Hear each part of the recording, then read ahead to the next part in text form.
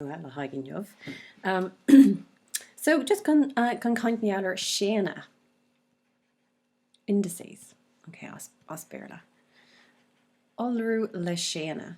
Agus animal le haig séana ná cuachtaí.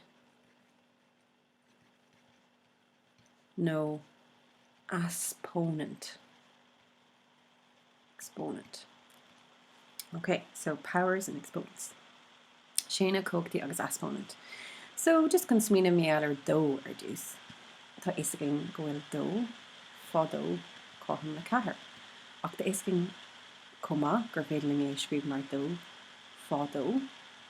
nó beidir gur cuimhin leat go dúr mar gur féile é scríb mar seo, dó, fádó. Agus tá slí eile comma dó i gcucht a dó.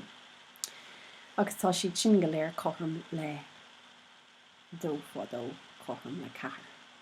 Okay, trí is féidirling é sin scríb comma, so is féidirling trí, fá trí, a scríb mar trí,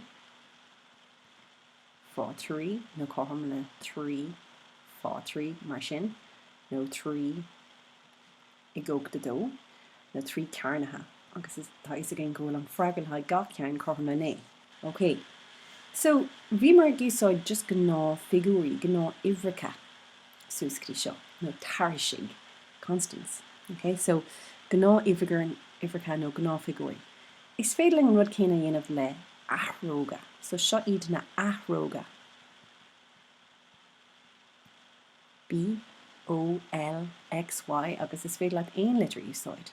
Okay, so má raibh B, fá B, fá B, fá B a gom, arís is féidir le mé scríb mar seo, B, fá B, fá B, fá B, nó is féidir le mé scríb mar B, fá B, fá B, fá B, nó chun bheith níos néite faoi, is féidir le mé scríb B i gcucht a cethair. Na dmhór nach bhfuil luach B in éonar os gan ní féidir lom é seo a scríb. Okay, so ní féidir le mar cad é a luach.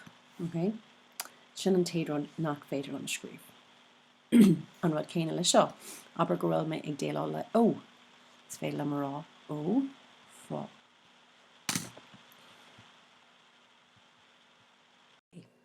So an rud céine le X. Agus mas máling Y is scríb, Y, fá Y, fá Y, fá Y. Tá mé chun ceanháin sa bhreis a chur isteach.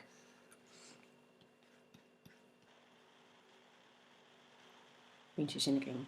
Is féidirling eáil níos cén fá go mbíonn sé seo níos úsáidí, nó sé seo níos úsáidí ná é seo. Mar níl sé sa léir gin cén ceann é an X agus cén ceann é an fá. So is iad seo na X-na, agus is iad sin na fá, but níl sé sa cos léir. So de gná ní scríbmid mar seo é. Agus an fá céine ní scríbmid mar seo é ach iad barling é seo, nó é sin ach níos fearr é seo.